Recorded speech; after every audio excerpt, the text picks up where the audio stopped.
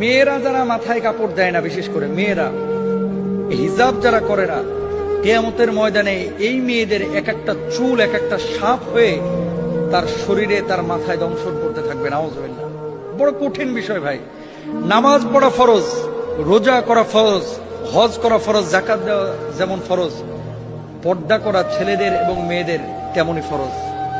মনে রাখবেন, আল্লাহ তাআলা বলেছেন ওয়ালিয়াদরিবনা বিখুমরিহিন্না আলা জুয়ুবিহিন, মেয়েরা এমন একটা পোশাক মাথা থেকে পা পর্যন্ত ঝুলিয়ে দিবে যাতে করে তার শারীরিক আকার আকৃতি অবয়ব বোঝা না যায়।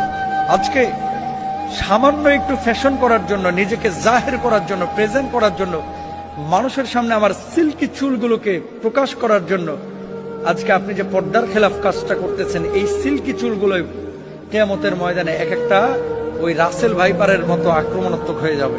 এই চুলগুলো আপনাকে মাথার উপরে দংশন করবে। কেন আমরা বুঝি না? ছেলেরা এবং মেয়েরা দুপক্ষকে পর্দা করতে হবে, চোখটাকে অবনমিত রাখতে হবে।